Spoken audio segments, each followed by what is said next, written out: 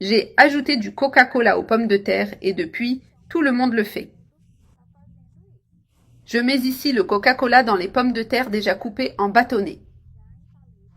Je vais préparer ici une recette très délicieuse. Comme le Coca-Cola est bien froid et qu'il entre en contact avec la pomme de terre, il fait de la mousse au-dessus à cause de l'amidon. Alors, je vais ajouter petit à petit jusqu'à verser tout le Coca-Cola et qu'il couvre totalement tous mes bâtonnets de pommes de terre. Ici, j'ai déjà mis le Coca-Cola dans les pommes de terre. Maintenant, je vais bien fermer ce pot en verre avec le couvercle. Et je vais laisser ces pommes de terre reposer à l'intérieur pendant 30 minutes. Ici, 30 minutes se sont déjà écoulées. Maintenant, je vais ouvrir mon pot en verre. Et je vais passer ces pommes de terre dans une passoire pour enlever tout le Coca-Cola. Maintenant, je vais les mettre dans un autre récipient et dans ces pommes de terre, je vais mettre de la fécule de maïs. Ici, j'utilise une tasse. Et maintenant, avec les mains, je vais passer cette fécule de maïs sur toutes les pommes de terre jusqu'à bien les couvrir. Et ici, la fécule a déjà bien recouvert toutes les pommes de terre. Maintenant, je vais prendre un peu de pommes de terre et les mettre dans cette écumoire pour faciliter lorsque je les mettrai dans l'huile chaude.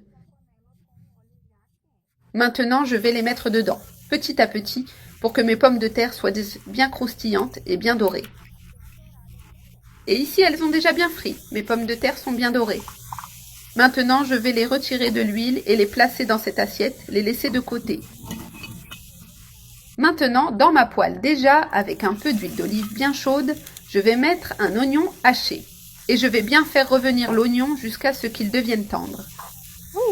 Et ici, l'oignon a déjà bien été revenu. Maintenant, je vais ajouter 3 gousses d'ail bien hachées et les faire revenir avec l'oignon.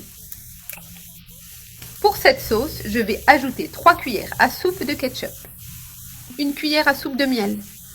Je vais mettre aussi 1 cuillère à soupe de vinaigre d'alcool, 2 cuillères à soupe de sauce soja. D'abord, je vais bien mélanger pour que le miel ne brûle pas et pour que ma sauce soit bien crémeuse et consistante. En mélangeant toujours en laissant à feu moyen pour bien tout cuire. Et ici, cette délicieuse sauce est presque prête. Et ici, elle s'est déjà bien mélangée. Maintenant, je vais ajouter une demi-cuillère à café de sel et aussi une pincée de poivre noir ou une demi-cuillère à café. Et je vais bien mélanger cette sauce. Et ici, la sauce a déjà bien cuit. Maintenant, il suffit d'éteindre le feu et encore chaude. Je vais la mettre dans ce récipient pour servir.